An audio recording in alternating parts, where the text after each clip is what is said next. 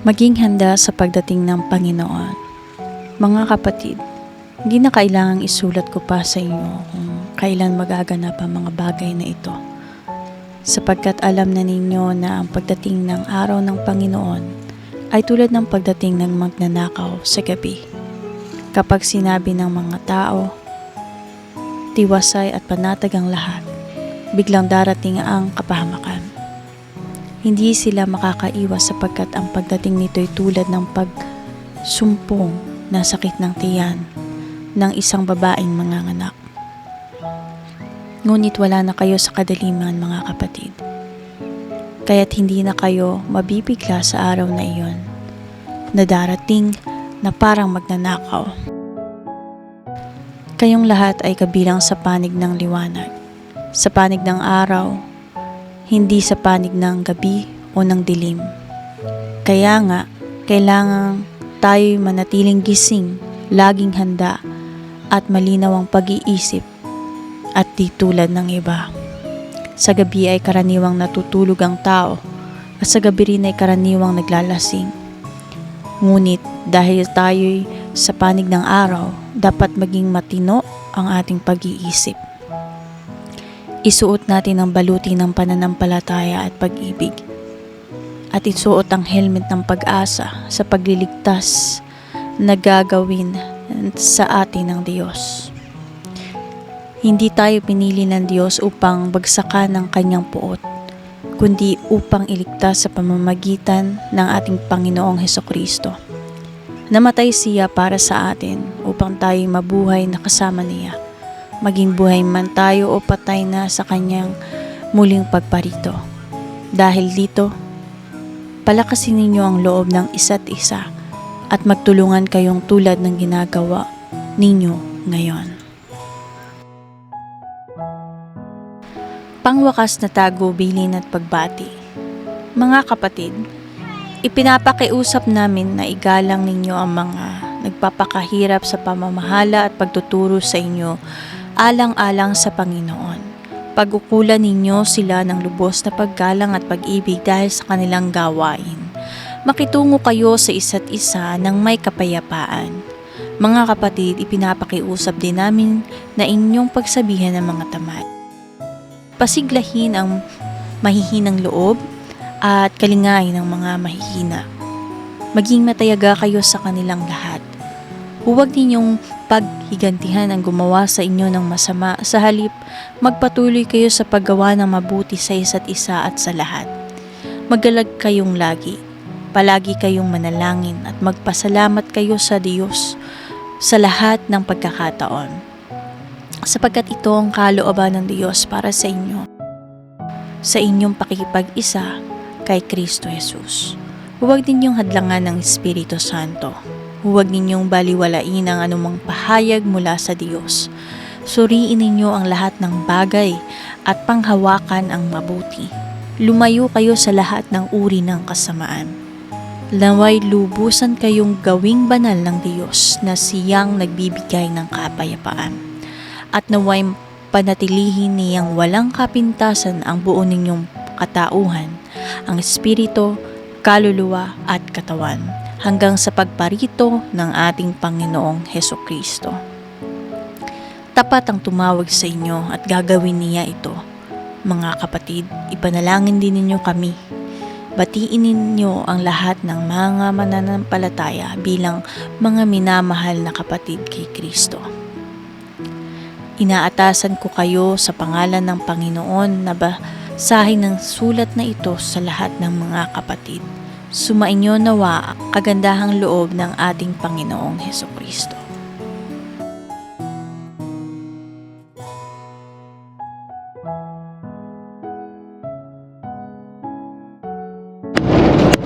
Good morning guys! Day 41 po ng ating biyahe at tayo ngayon ay naglalakbay papunta sa Split dito sa Croatia. And ito, maganda yung mga view, maganda ang paligid, malinis sila dito. Hindi sila nagbasa-basa, nagtatapon ng basura. Bihira akong makakita ng basura. Saka sabi sa research ko na medyo ano nga daw ang Croatian sa tourism, hindi sila ganun ka welcoming.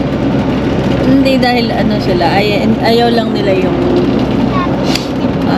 ingay, siguro yung mga bagong kalat. Pagka siguro season dito na summer, kasi ngayon malamig pa eh.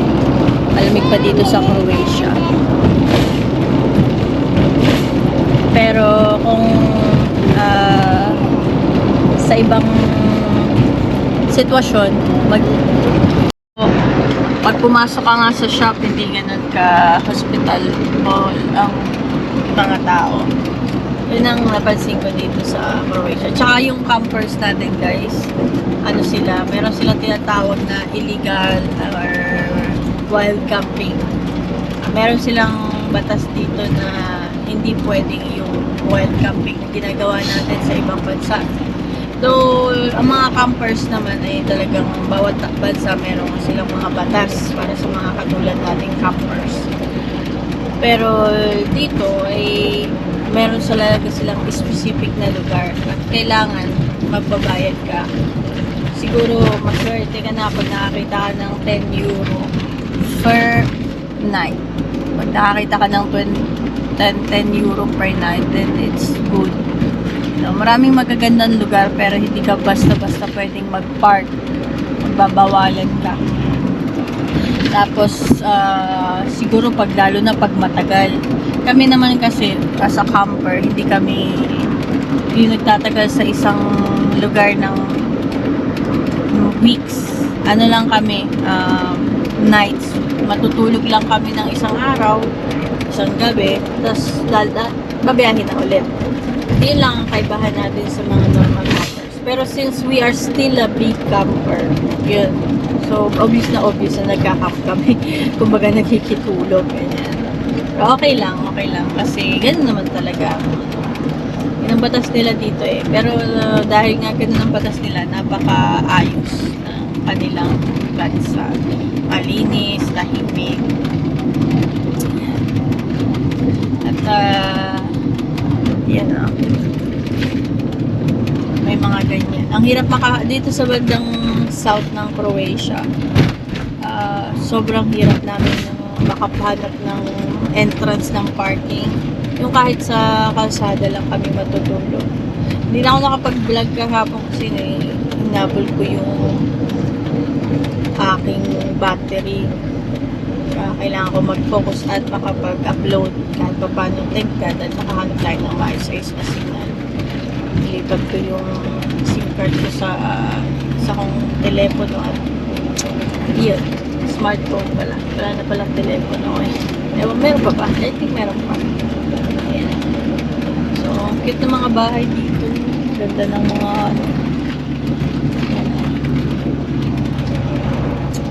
maganda pa dun sa nakita natin sa series nila Liza Soberano sa Croatia. Kaya lang, papapansin mo talaga na may, not very,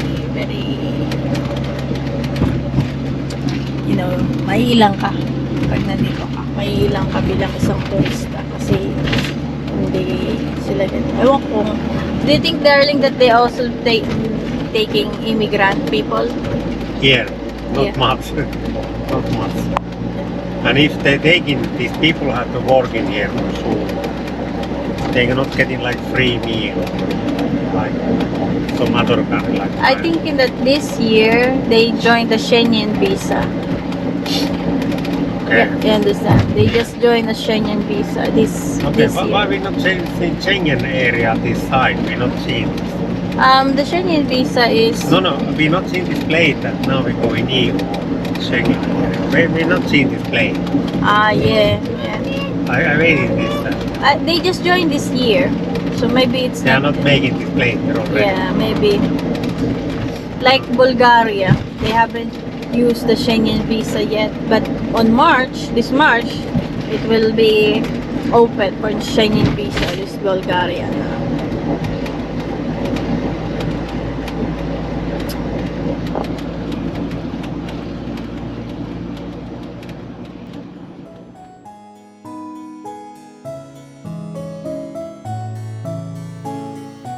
mula kina Pablo, Silas at Timoteo, para sa iglesia sa Tesalonica na nasa Diyos na ating Ama at nasa Panginoong Hesukristo.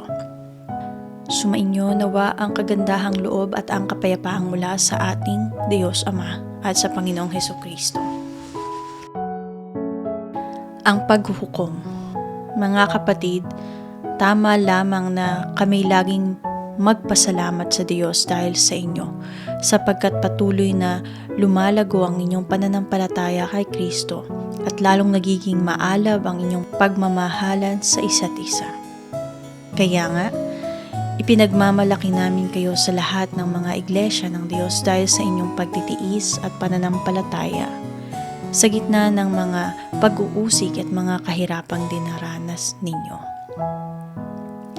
Ang lahat ng ito'y nagpapatunay na makatarungan ang paghatol ng Diyos upang gawin niya kayong karapat-dapat sa kanyang kaharian na siyang dahilan ng inyong pagtitiis. Gagawin ng Diyos ang nararapat. Tiyak pahihirapan niya ang mga nagpapahirap sa inyo. Kayo namang mga nagtitiis ay aaliwin niyang kasama namin kapag ang Panginoong Hesus ay inihayag na mula sa langit kasama ang kanyang mga makapangyarihang anghel at may naglalagablab na apoy. Parurusahan ang lahat ng hindi kumikilala sa Diyos at hindi sumusunod sa magandang balita ng Panginoong Hesus. Magdurusa sila ng walang hanggang kapahamakan at mahihiwalay sila sa Panginoon at sa dakila niyang kapangyarihan. Mangyayari ito sa araw ng kanyang pagparito upang tumanggap ng papuri mula sa kanyang mga hinirang at ng parangal ng lahat ng sumasampalataya sa kanya. Kabilang kayo roon sapagkat sinampalatayanan ninyo ang patutuong ipinahayag namin sa inyo. Dahil dito, lagi namin kayong idinadalangin sa Diyos na naway maging karapat-dapat kayo sa pagtawag niya sa inyo at sa pamamagitan ng kanyang kapangyarihan naway ipagkaloob niya sa inyo ang lahat ng mabuti ninyong hinahangad at maging ganap ang inyong mga gawaing ibinunga ng pananampalataya. Sa gayon, mapaparangalan ninyo ang pangalan ng ating Panginoong Hesus at kayo naman ay pararangalan din niya ayon sa kagandahang loob ng Diyos at ng ating Panginoong Hesukristo. Ang suwail.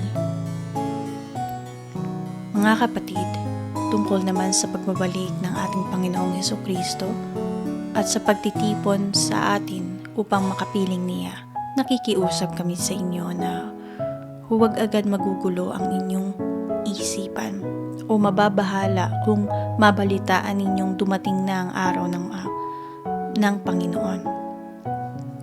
Huwag kayong maniniwala kahit sabihin pa nilang iyon ay pangangaral o pahayag o isinulat namin. Huwag kayong magpapadala kanino man sa anumang paraan. Hindi darating ang araw ng Panginoon hanggat di pa nagaganap ang huling paghihimagsik laban sa Diyos at ang paglitaw ng suwail na itinakda sa kapahamakan.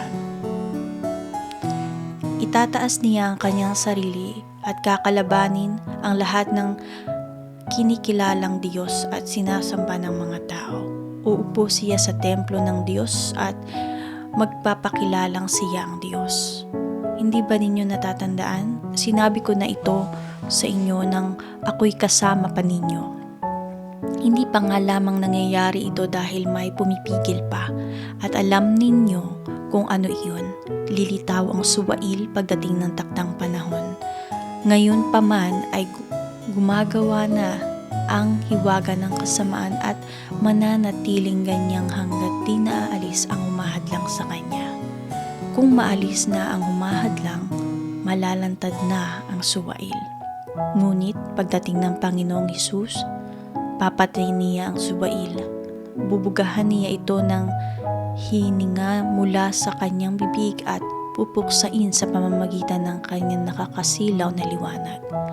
Paglitaw ng suwail, taglay niya ang kapangyarihan ni Satanas. Gagawa siya ng lahat ng uri ng mapanlinlang na mga himala at kababalaghan. Gagamit siya ng lahat ng uri ng pandaraya sa mga mapapahamak dahil ayaw niyang mahalin ang katotohanan na makakapagligtas sana sa kanila. Dahil dito, hahayaan ng Diyos na sila ay malinlang ng espiritu ng kamalian at maniwala sa kasinungalingan. Sa gayon, mapaparusahan ang lahat ng natuwa sa paggawa ng kasamaan sa halip na maniwala sa katotohanan. Hinirang upang maligtas. Mga kapatid na minamahal ng Panginoon, dapat kaming magpasalamat palagi sa Diyos dahil sa inyo. Kabilang kayo sa mga unang pinili niya upang pagkalooban ng kaligtasan sa pamamagitan ng Espiritu Santo at ng inyong pananalig sa katotohanan. Tinawag kayo ng Diyos sa pamamagitan ng magandang balita na ipinahayag namin sa inyo upang makasama kayo sa kaluwalhatian ng ating Panginoong Hesukristo. Kaya nga, mga kapatid, magpakatatag kayo at panghawakan ninyo ang mga katuroang ipinasa namin sa inyo sa pamamagitan man ng aming sinabi o isinulat. Aliwin nawa kayo ng ating Panginoong Hesukristo mismo at ng ating Diyos Ama na umiibig sa atin. At dahil sa kanyang kagandahang loob ay nagbigay sa atin ng kawalang hanggang kaaliwan at magandang pag-asa. Bigyan nawa kayo ng matatag na kalooban para sa lahat ng mabuting gawa at salita.